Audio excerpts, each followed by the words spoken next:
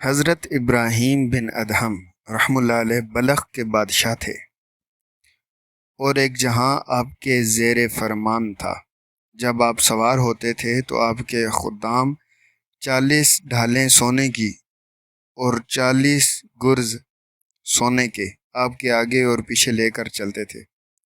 ایک رات آپ اپنے شاہی بستر پر سو رہے تھے کہ آدھی رات کے وقت آپ کو چھت پر آہٹ معلوم ہوئی۔ آپ نے آواز دے کر پوچھا کہ چھت پہ کون ہے؟ تو کسی نے جواب دیا کہ میرا اونٹ گم ہو گیا ہے، میں اسے ڈھونڈ رہا ہوں۔ آپ نے فرمایا کہ اے نادان، اونٹ کا چھت پر کیا کام؟ کیا کبھی اونٹ چھت پر بھی ملا ہے؟ تو کسی نے جواب دیا کہ اے غافل، تو خدا کو اطلسی لباس اور شاہی تخت پر ڈھونڈتا ہے۔ کیا کوٹھے پر اونٹ ڈھونڈنے سے یہ بات زیادہ تعجب کی نہیں کہ شاہی عیش و عشرت اور غفلت کے بستر پر خدا کو ڈھونڈا جائے؟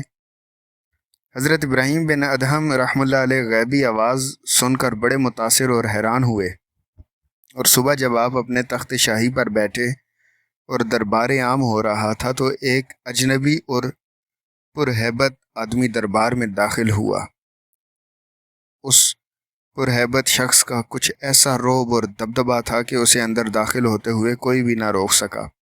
یہ اجنبی جب دربار میں داخل ہوا تو کہنے لگا کہ یہ سرائے مجھے پسند نہیں۔ بادشاہ بولا کہ یہ سرائے کب ہے؟ یہ تو میرا محل ہے۔ اس اجنبی نے پوچھا کہ یہ بتاؤ کہ آپ سے پہلے یہ محل کس کے پاس تھا؟ بادشاہ بولا میرے باپ کے پاس۔ اجنبی نے پوچھا اور تیرے باپ سے پہلے؟ بادشاہ نے جواب دیا میرے دادا کے پاس۔ اجنبی نے پوچھا آپ کے دادا سے پہلے کس کے پاس تھا؟ بادشاہ نے جواب دیا کہ میرے دادا کے والد کے پاس۔ اجنبی نے کہا تو گویا آپ سے پہلے اس میں آپ کے والد رہتے تھے، اور آپ کے والد سے پہلے آپ کے دادا اس میں رہتے تھے، اور آپ کے دادا سے پہلے ان کے والد اس میں رہتے تھے۔ تو اے بادشاہ، اب خود ہی سوچ کہ سرائے اور کس کو کہتے ہیں؟ سرائے بھی تو وہی ہوتی ہے جس میں ایک جائے اور دوسرا آئے، وہ جائے اور تیسرا آئے۔ یہ کہہ کر وہ پر شکوہ اجنبی باہر نکل گیا اور گم ہو گیا۔ حضرت ابراہیم تخت سے اترے اور اس اجنبی کے پیچھے دوڑے یہاں تک کہ اسے پا لیا اور اسے دریافت کیا کہ آپ کون ہیں؟ تو اس نے جواب دیا کہ میں خضر ہوں۔ حضرت ابراہیم رحمۃ اللہ علیہ کے دل پر ان واقعات کا ایک گہرا اثر ہوا، اور دنیاوی سلطنت کو خیر آباد کہہ کر آپ نے 9 برس تک ایک غار میں سکونت اختیار کر لی۔ بہت مجاہدے اور ریاضتیں کیں، اور پھر آپ آسمانی ولایت کے ایک درخشندہ ستارے بن کر چمکے۔